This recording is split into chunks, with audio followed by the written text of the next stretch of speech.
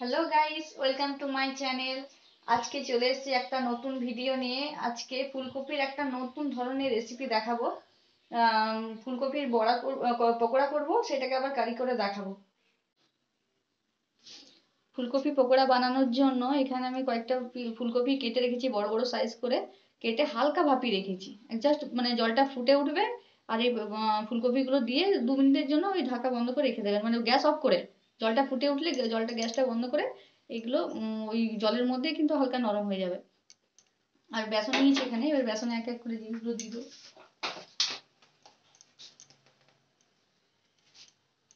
এখানে পরিমাণ মতো নুন দিলাম, বেসনও অনেক পরিমাণ মতো। যতটা বেসন দেবেন সেই হিসাবে আপনারা নুন দেবেন। হলুদ দিয়ে দিচ্ছি,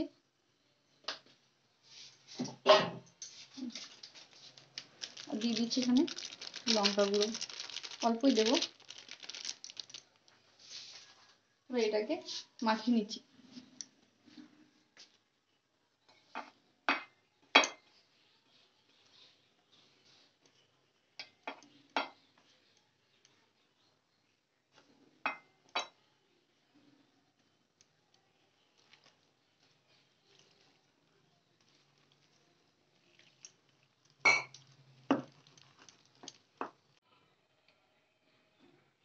খুব বেশি পাতলা হবে না, জলটা অল্প অল্প করে দেবেন। তারপরে একটু ফেটিয়ে নেবেন, একটু ফেটালে এমনি একটু নরম হয়ে, মানে একটু পাতলা হয়ে যায়। যত ফেটাবেন তত ফুলে উঠবে, চপের মতো ফুলে উঠবে। এটাকে আপনারা বড়া পকোড়া দুটোই বলতে পারেন।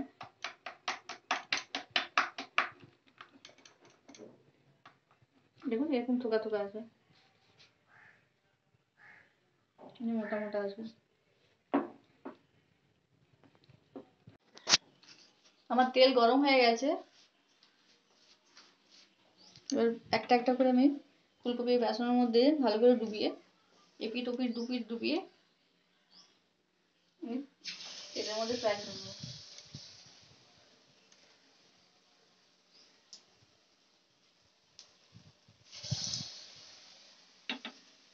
যতগুলো দেওয়া যাবে আমি দিয়ে দিচ্ছি।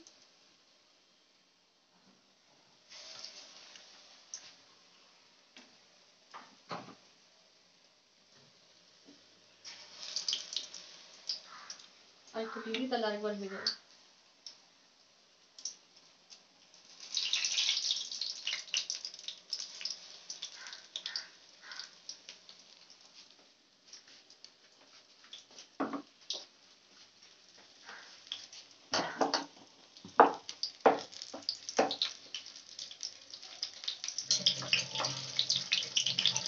আস্তে করে দিয়ে দিচ্ছি।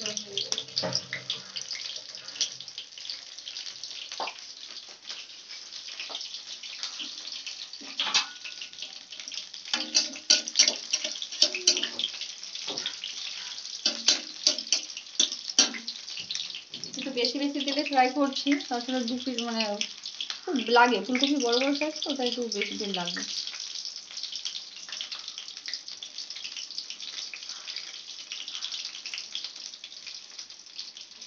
এটা একটা নতুন ধরনের রেসিপি, আর এটা আমি আজকে নিরামিষ করছি। এটা আপনারা পেঁয়াজ রসুন দিয়ে করতে পারেন, আজকে আমি নিরামিষ করে দেখাচ্ছি এটা।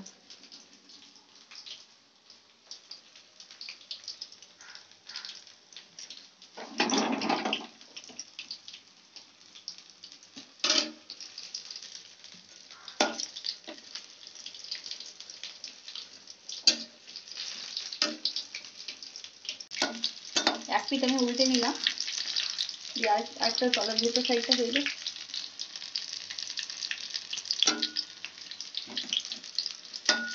এটাকে ভাজা খেতে পারেন গরম ভাতের সাথে।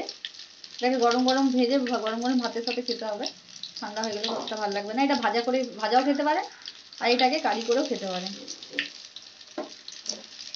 আর এমনি চায়ের সাথে এমনি সস দিয়ে ভালো লাগবে খেতে। এটা তো চপের মতোই হয়, তেলে ভাজা রেসিপি। বিকেলে খাওয়ার জন্য বেটার হবে।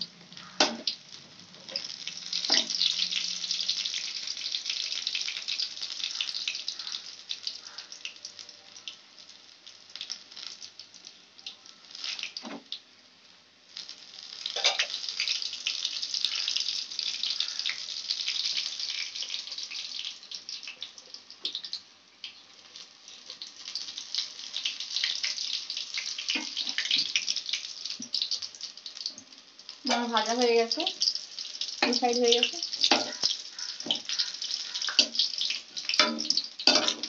তুলে নিচ্ছি।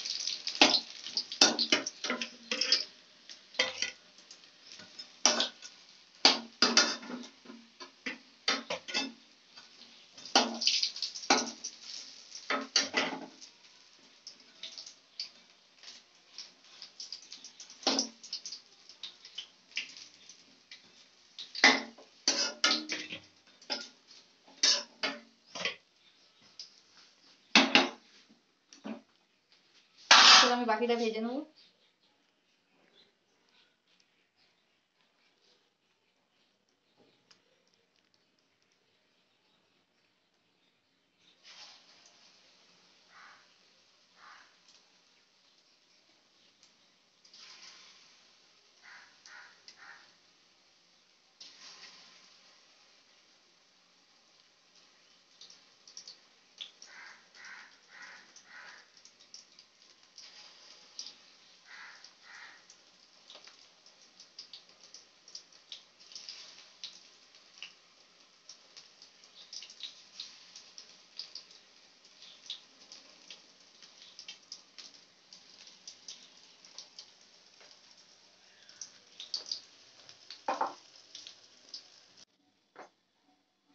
আমার সব ফুলকপি ফ্রাই হয়ে গেছে। এবার কি করব, এই সাদা তেলটা আমি তুলে রাখবো। মানে কারিটা আমি সর্ষের তেলে করব। সাদা তেলটা তুলে আপনাদের ওই কড়াইতে সর্ষের তেল দিয়ে আপনাদের দেখাচ্ছি কারিটা কিভাবে বানাবো। পকোড়াগুলো সব হয়ে গেল? পকোড়া হয়ে গেছে। আদা, জিরে, লঙ্কা, টমেটো আমি পিষে রেখেছি, সেটা আমি ভেজে দেখাচ্ছি।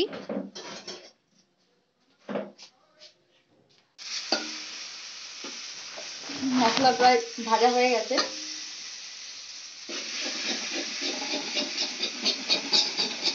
অনেকক্ষণ ধরে ভাজলাম,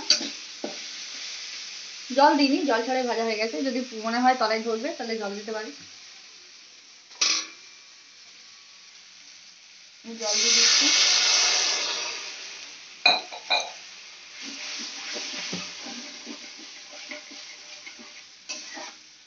আর একটু দেবো।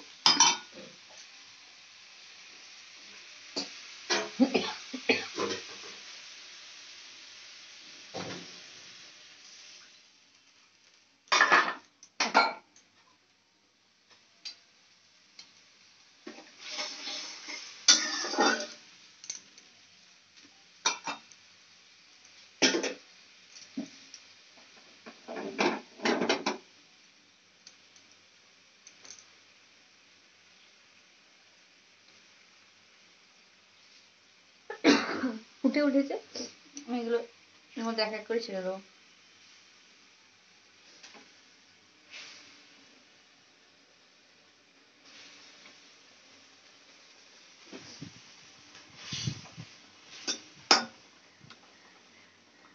জলটা একটু বেশি দিলাম, কারণ জল এর মধ্যে ঢুকবে, অনেকটা টেনে নেবে।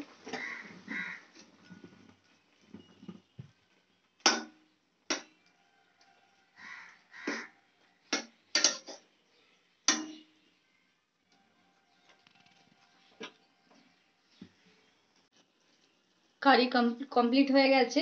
আমি গ্যাসটা অফ করে দিচ্ছি, একটু ঝোল থাক, এটা একটু টেনে নেবে একটু পরে। তো এটা গ্যাসটা অফ করে দিলাম, কারি পুরোপুরি তৈরি। আমার কারি বানানো রেডি। এখানে কারি আছে, এটা দুটো ফ্রাই করে রেখেছি। আর আমার যদি ভিডিওটি আপনাদের ভালো লেগে থাকে তো প্লিজ শেয়ার করবেন, লাইক করবেন, আর অবশ্যই সাবস্ক্রাইব করবেন আমার চ্যানেলটিকে। আর আমার পুরো ভিডিওটি দেখার জন্য আপনাদের অনেক অনেক ধন্যবাদ। আর প্লিজ আপনারা আমার এইভাবেই পাশে থাকবেন।